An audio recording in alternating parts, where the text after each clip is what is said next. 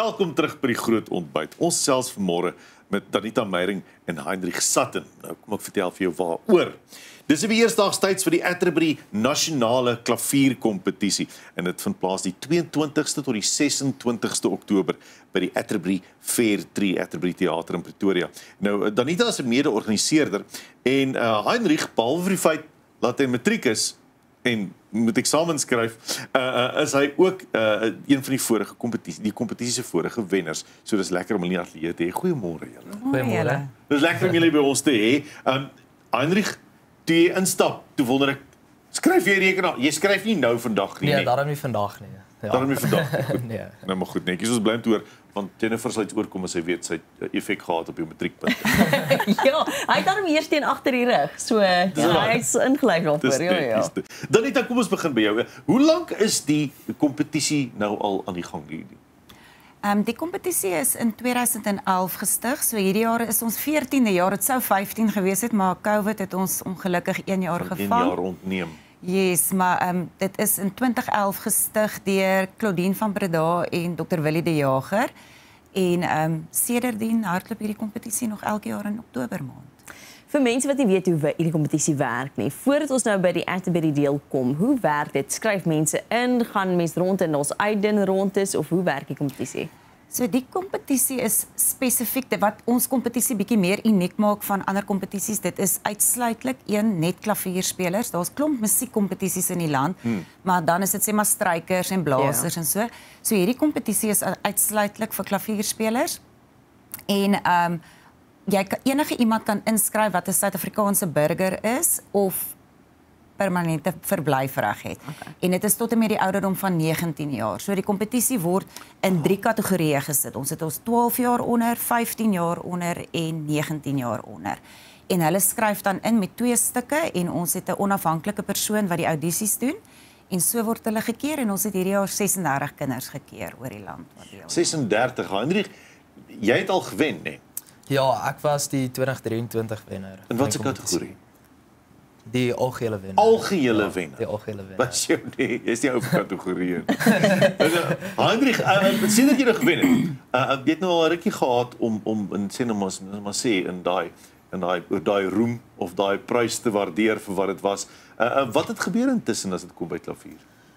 Kyk, vandat ek die Atterbury kompetisie gewen het, het dit vir my baie deure oopgemaak in die musiekwêreld. Ek dink dit het ook baie te doen gehad met Charles du Plessis wat betrokke is by die kompetisie.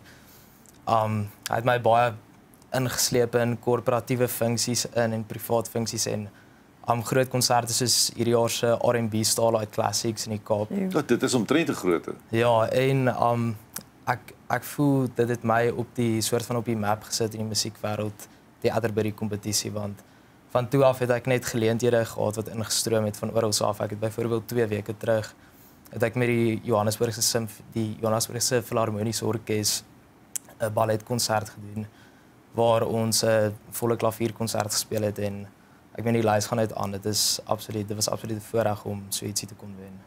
Heinrich, sal jy sê dis hoekom kompetisies soos hierdie ene belangrik is, want dit gee mens blootstelling wat jy moontlik nie anders sou kon kry nie. Ja, beslis. Ek dink dit skep groot geleenthede vir veral vir jong pianiste wat weet nog nie heeltemal 'n naam vir hulle self gemaak het nie. Dit gee vir hulle 'n verhoog om vir mense te wys, kyk, hierso is ek, hier is my talente, hier is wat ek kan doen en mense sien hulle raak daarso. Danita, die kompetisie is gefokus op jonger pianiste. En dis tog 'n ontwikkeling amper. Dis 'n viering van jong talent in Suid-Afrika, nie waar nie? Ja, ek dink wat vir my eintlik ook uitstaan van hierdie kompetisie is al die kinders wat deelneem, hulle mag glad nie met bladmusiek speel nie. En ek sê altyd, dit is net 'n ongelooflike platform wat ons daar skep vir hierdie kinders. Jy weet van hierdie kleintjies, die voete raak skaars die vloer en hulle moet op die verhoog stap. Ons is baie, soos Heinrich gesê het, ons is baie geseënd dat Charles du Plessis betrokke is met die kompetisie. Hy staan heeltyd backstage. Hy help baie kindertjies op die verhoog en ek meen in die musiekwêreld is dit 'n voorreg as jy met Charles so iets kan doen. En hulle moet opstap op baie verhoog en jy moet gaan speel. Daar's so 'n paar dae in rond is wat jy moet gaan sit en uit jou kop uit en jy moet speel. En ek sê baie kere op skool is sekere goeders voor die hand liggend waar hierdie is regtig vir hulle 'n geleentheid wat jy vir hulle bied om net in op 'n platform waar jy net soveel meer uit dit kan uitkry. So ja, ek haal my hoed af vir al hierdie kinders. Daai kleintjies en dan natuurlik ons ouer kinders speelwerke wat jou mond laat oophang, jy weet. Dit is van daai rondes hardloop 20 minute lank wat 'n kind speel. So as jy vir 20 minute gefokus moet bly uit jou kop uit, dit vat nogals iets van 'n kind om dit te kan doen en jy moet deurdruk. As jy 'n fout maak, moet jy aangaan en môre is jy terug op die verhoog. Ja. Jy praat van die verskillende rondes. Vertel gou vir ons vinnig van die verskillende rondes vir ons. So die kompetisie se groot ding is dit is 'n klassieke kompetisie, maar ons kyk na die kinders algeheel na al die verskillende genres wat daar is. So hulle almal moet in ronde 1 'n barok en 'n romantiese werk speel.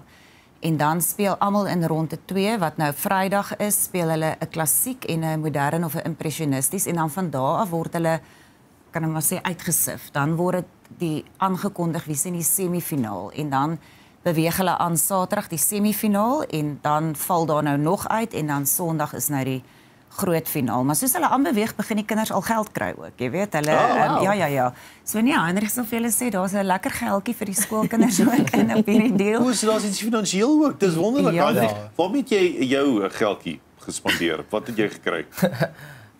My geldjie is nog steeds in die bank. Ek kan nog steeds ek kon nog nie besluit wat ek wil koop. Dit is groot bedrag wat die kinders en ons is daarvoor is ons vir die Atterbury Trust Fonds ontsettend dankbaar. Sonder hulle kan hierdie kompetisie nie gebeur nie en ons het nog 'n groot John Roos Trust Fonds.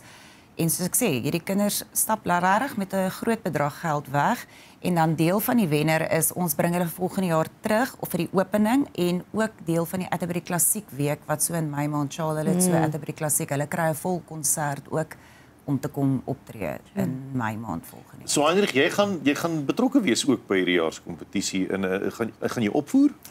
Nee, as jy hierdie kompetisie werk as jy een keer gewen het en dan kan jy nooit weer deelneem nie. Ja. So ek gaan kyk maar elke jaar die rondes en so aan. Dit is vir my baie interessant en mooi om te luister, maar ek gaan nie self kan deelneem nie. Jouself nie. Heinrich, die jaar wat jy nou gewen het in 2023, is daar 'n genre wat jy gegaan het, want jy noem nou die verskillende rondes en jy moet al die genres speel. Is daar 'n genre wat jy by jouself dink, okay, ek's dalk nie so sterk in hierdie en ek's bietjie meer senuweeagtig of voel jy redelik gemaklik met al die genres?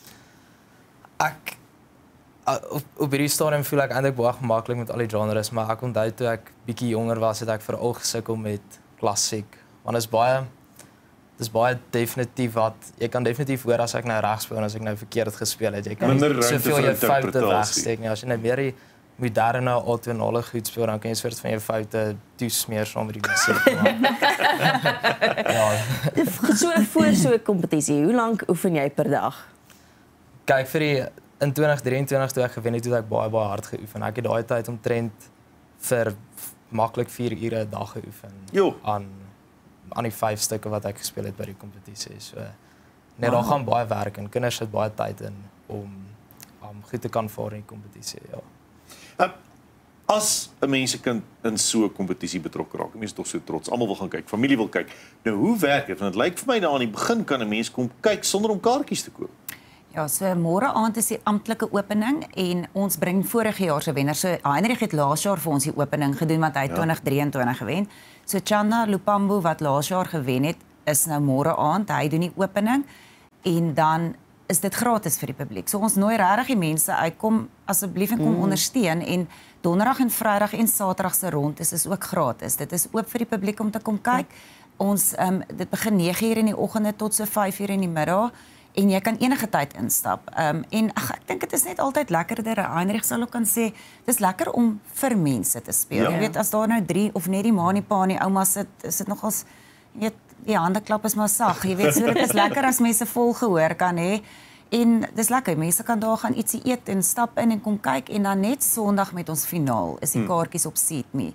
Maar verder is dit oop en ek nooi regtig mense wat dink hulle kinders kan dalk iewers het al gesê hulle stel belang in klavier, kom bring jou kind en kom kyk. Kom kyk net, ervaar net. En kom sien regtig ongelooflike talent. Ek dink mense is verstom as hulle sien wat van hierdie kleintjies af doen deur tot ons groter ouer kanonne wat regtig ongelooflike stukke speel. Wie is die beoordelaars? Ons het die voorreg van professor Hubert van der Spy is ons ankerbeoordelaar, wil ek amper sê. So hy is elke jaar daar. En dan het ons hierdie jaar vir professor Tinus Botha van die Noordwes Universiteit en vir Dr. Johan Kromhout, hy is by Koffsie se universiteit betrokke. So hulle is 3 beoordelaars en hulle dis net ongelooflik elke jaar hoe die uitslae werk. Daar was nog nooit 'n kibbel nie. Hulle sê net dit het nog altyd die wat hulle gedink het is die wenner, is die wenner. Met sulke beoordelaars hoe dan nou anders. Ja. Baie dankie dat julle die moeite gedoen het om vanmôre met ons te gesels, spesiaal oor die Atterbury Nasionale Klavierkompetisie en dankie vir die reëlings en al die moeite wat julle doen. Baie dankie. Nou ja.